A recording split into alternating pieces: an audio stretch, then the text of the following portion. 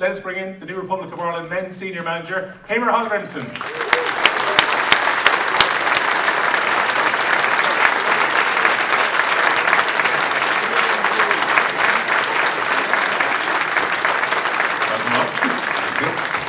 As well about the importance of living here. So you could easily base yourself in the UK. What was the reason for wanting to live here? I think that is from experience. Culture is always difficult to learn if you are staying somewhere else. I know national team coaches often just come for camps, maybe a week prior, etc. When we were in Iceland, the same happened. We had a Swedish coach coming in, and I think also for the football in Ireland, it is good to have the national team coach watching. I know it hasn't been a lot of players from the league here chosen for the national team, but there will always be exceptions to all rules, and if you're not watching it, then you don't see him. So another thing, and hopefully I can contribute something in developing football here. I've been doing a lot of coaching education back home, etc. So hopefully I can be of some service as well for the federation. Tell me about this Nations League campaign, because it's very important with qualification places and want to stay in Group B. So what does it represent for you now over the next 7 or 8 months of this group campaign? So this league, this was kind of talked down in the beginning, but it's really good and important one, especially for the lower ranked teams, because that's where you can get your way through playoffs to finals if you don't qualify through the group stage. And it's really important for Ireland at least to stay in this group B. Normally, if you don't qualify from your group, you should get a playoff game if you are in this group, because more or less all teams from Group A will qualify automatically. But if we would go and win this group and go up to League A, for sure we will always get a kind of security pass to all finals or European finals after that. So that is really important for those who don't understand the competition. It is really beneficial to the lower ranked teams. I know you've said previously, I think when you're in Qatar, that your philosophy in football is about winning as opposed to being wedded to any particular style. What do you see your style of football being with this team? Early days, so probably, I think in many ways Ireland is similar to Iceland in a sense that we don't have many players playing kind of at the highest level in the Champions League, etc. So there's no high profile player. It's going to be down to the, I wish I could speak Icelandic here. It's going to be down to the group, to the squad, to win the games, not the individuals. And I think first impression of the players is really good team players, really good characters, maybe a little bit too nice. Sometimes you need a in your team to help you. I'm looking for him, maybe we can develop him. Can you tell me how Iceland got from the point when you were the assistant manager with Lads Lagerbäck to getting to a quarterfinals of the major championships to qualify for the World Cup in 2018? Because soon enough it's going to be 10 years since Euro 2016 and Ireland fans really want to get to a major tournament again. What was the secret behind the success when you were in Iceland? Well, you need so many stars to align for this to happen, especially for a nation like Iceland with 340,000 people. First of all, you need the players, and we had a special group of players that were on a similar age. That was probably the key thing. So they played together in the under-17, under-19. They qualified for the finals in the under-21. At that stage, the federation told the first team coach, the senior team coach, that he could not pick anyone from the under-21, even though it should have been like 6, 7 players. So it was a real debate between them, but they said these are the players that would play for us in the future. So it was a decision that the federation took, and these guys did well in the under-21 tournament, came with the experience and kind of took over the national team after that. That was one thing. Then we had really, yeah, it was a united team, but we had really many leaders in different areas. Plus, it was this kind of mentality that I think all national teams need to have, is we have some superpowers that we would always focus on, we would always try to improve. Every time we meet, every time we have a meeting, we try to improve these things. For us it was, we are going to be the best defensive team in the world, we are going to be the best set plays team in the world, and we are going to have the best team spirit of all teams. So we every time we met, we tried to improve these things. We analyzed a lot of set pieces, of attacking actions from the opponent to kind of make these superpowers even bigger. And in my opinion, it's better, especially when you're an underdog team, to be really good at 5 things out of 10, rather than being semi-good in 10 out of 10. So just focus on your strengths, try to win the games on your strengths, not trying to be good in all areas, because probably if you are an underdog team, you can't be. Well, congratulations on getting the job, and a massive welcome. Thank you. Welcome, and wish you the very best. As you know, there's a massive diaspora around the world of Irish people, and Jack Charlton years ago would have said to make Ireland competitive, he had to kind of maximise his player pool by getting, I suppose, English players or Scottish players. Now you're even looking at American, Australian players who qualify for Ireland to make us competitive in certain positions.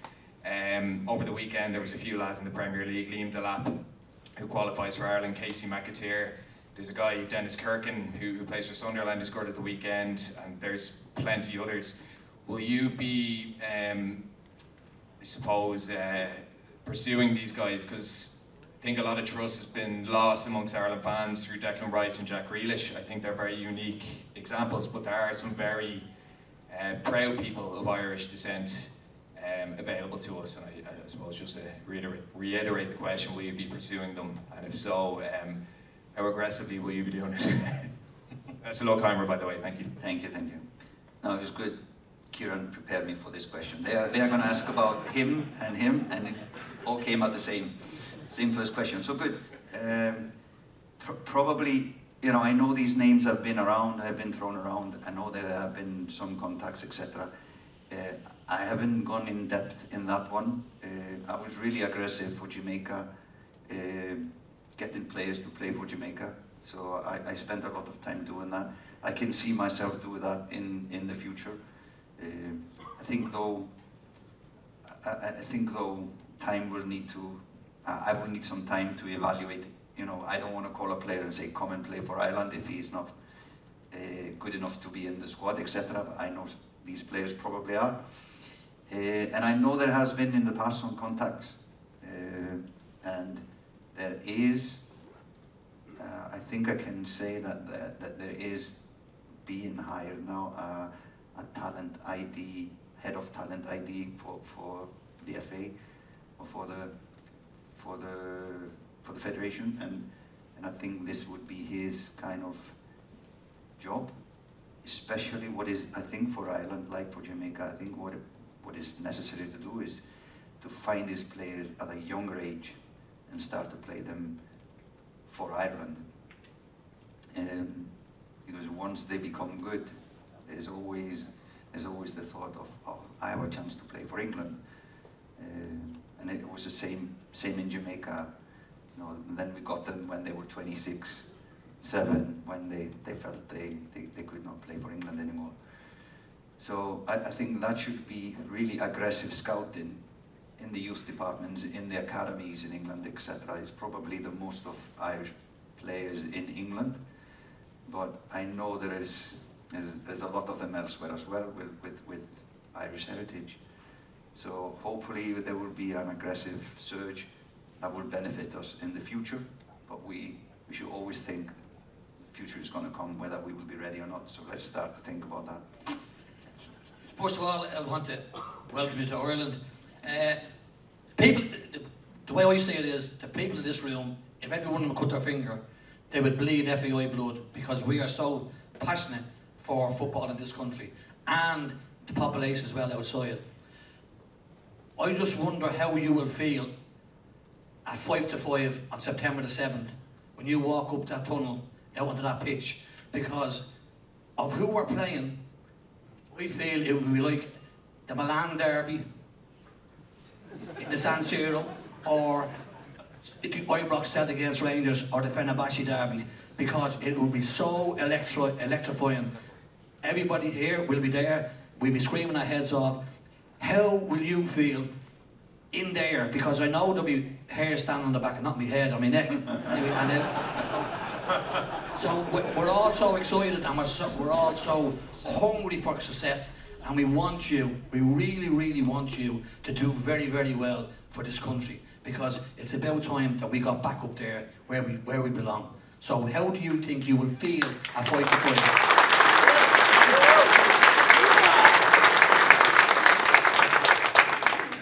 Well said, well said.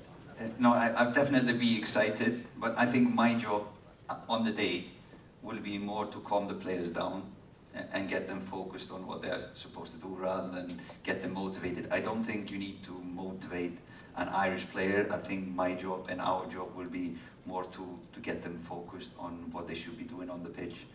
And we spoke about this, me and John, and I told him, you know, you don't need to shout or do anything in the dressing room. The players will do their job, so we need to probably calm them down.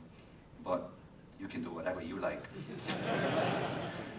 Just wanted to ask, what will be your measure of success in the job? So when you finish up and you look back on your time here, hopefully a long time from now, when you look back on it, how will you evaluate success? Is that qualifying for a major competition, or is it developing players? Is it going deep into a competition? What's your measure of success? Philosophical question. So, I've always said in my jobs, or the jobs of coaches, is to leave your shirt in a better place. Always take the job with that in mind. If you're fired in 1 week or 2 weeks or 3 weeks, at least leave something that you can say, okay, I left it for this guy, I left my shirt in a better place. Of course, if we qualify for a final, that would be fantastic. And that is probably the valuation of success or not. That is how many games you win. But I think there's a lot of things that we can do for the future. Continue to do things for the future. I think Stephen Kenny did a lot of good things and left his shirt in a better place. I would say so. So that is just our job. For example, now, if I go back to Jamaica again, I know I was talking about Jamaica. Stephen McLaren took over like a month ago or something. And when I came, there was nothing. There was not even an A4 sheet of names of players available to play for the national team. So I spent probably 3 or 4 months scouting, doing reports, data bank on all the players that could play, that were playing in the US, that were playing in England, that were playing Europe, and then in Jamaica. So probably about 300 players were on that data bank, and I gave it to the federation. I said, the next coach that comes in, he does not need to spend 3 or 4 months doing this work. I've already done it. So when he came now, I gave him that data bank, that PowerPoint file, and it saves a lot of work. So at least that shirt was in a better place when he came. So that is kind of our job. Whatever it is, in all areas that we touch, we should always leave our shirt in a better place. Thanks for everyone for coming. I mean, Wednesday night, with a few days' notice to come, it's a remarkable crowd, and I know all these people will be going along to watch the Aviva, so the best of luck with the upcoming games with England against Greece. And Heimir, thanks a million for your time here.